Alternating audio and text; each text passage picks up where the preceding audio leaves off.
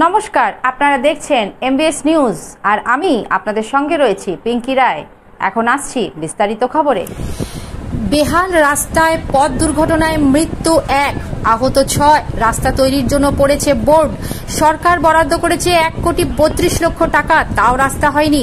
প্রতিবাদে পথ অবরোধ গ্রামবাসীদের।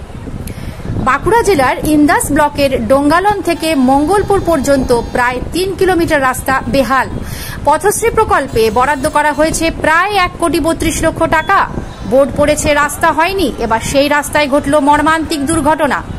গতরাতে ইন্দাস ব্লকের পাতালদিঘি বিহার থেকে একটি ট্রাক্টর করে 12 থেকে 14 জন বাসিন্দা গয়লা পুকুরে জলসা অনুষ্ঠান দেখতে যায়।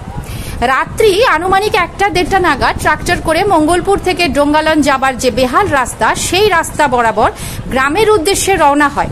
ঠিক তখনই ভুরবান্ধি সংলগ্ন এলাকায় বেহাল রাস্তায় নিয়ন্ত্রণ হারিয়ে ট্রাক্টরটি উল্টে যায়। প্রত্যেকেই ট্রাক্টরের তলায় চাপা পড়ে। কিছুজন প্রাণে বাঁচলেও ঘটনাস্থলেই মৃত্যু হয় শেখ হোসেন নামের 36 বছর বয়সী এক ব্যক্তির। গুরুতর আহত হয় 6 জন। তড়িঘড়ি ঘটনাস্থলে ছুটে যায় স্থানীয় বাসিন্দারা। আহতদের এবং মৃত ব্যক্তিকে উদ্ধার করে নিয়ে আসা হয় ইন্দাস ব্লক প্রাথমিক স্বাস্থ্য কেন্দ্রে। পাশাপাশি একজনের অবস্থার অবনতি হলে তাকে রেফার করা হয় বর্ধমান মেডিকেল কলেজে। সমগ্র ঘটনার প্রতিবাদে গয়লাপুকুর, পাতালদিঘি, মঙ্গলপুর সহ বেশ কয়েকটি এলাকার স্থানীয় বাসিন্দারা সাহসপুর বাজার মোড়ে রাস্তায় বসে পথ অবরোধ করে।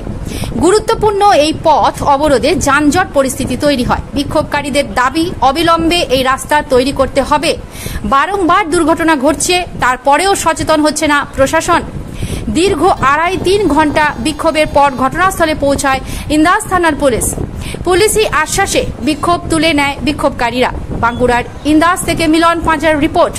এবং বাইট শেখ আমিন হোসেন, বিক্ষোভকারী স্থানীয় বাসিন্দা, আনিসুর রহমান, বিক্ষোভকারী স্থানীয় বাসিন্দা এবং বাদশাহ মল্লিক, বিক্ষোভকারী স্থানীয় বাসিন্দা।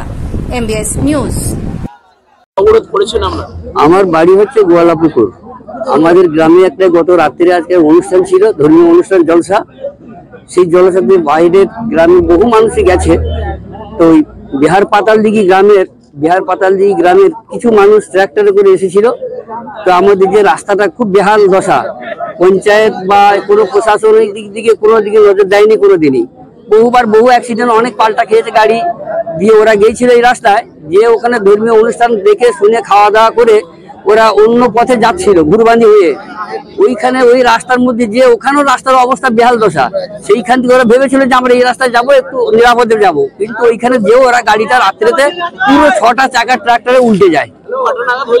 ওটা মোটামুটি ধরুন 1:30 হবে আনুমানিক। এখান থেকে বেরিয়েছে 1টা 10-15 ওরা খাওয়া দাওয়া করে। ওটা অসুস্থ হয়েছে 5-6 জন না 7 জন হসপিটালে ভর্তি আছে। আর একজন স্পটে দিয়ে মারা যেত, ওকে নিয়ে চলে গিয়েছিল গাড়ি করে। এখন কি অবস্থা?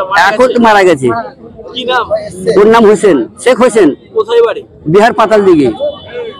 এখন আপনারা কি চাইছেন? এখন আমরা চাইছি প্রশাসনিক আসুক, পার্টি পঞ্চায়েত এসে আমাদের এই অবরোধটা, পথ অবরোধটা যে কেন করেছি এটা এসে শুনুক, বা প্রশাসনিক বিভাগে এসে আমাদেরকে আশ্বাস দিক যে রাস্তাটার বহাল দশাটা যাতে সংস্কার করা হয়, রাস্তাটা কাজ হয়। সেই কাজটার জন্য আমরা পথ অবরোধ করেছি। আপনারা যদি এই সুরাহা না পান তাহলে কি আপনাদের লাগাতার আন্দোলন চলবে? আমাদের লাগাতার আন্দোলন চলবে। আপনার নাম? আমার নাম শেখ আমিন হোসেন, বাড়ি গোয়ালাপুকুর। রাস্তা মেরামতের দাবিতে পথ অবরোধ করছে। কি ঘটনা ঘটেছিল?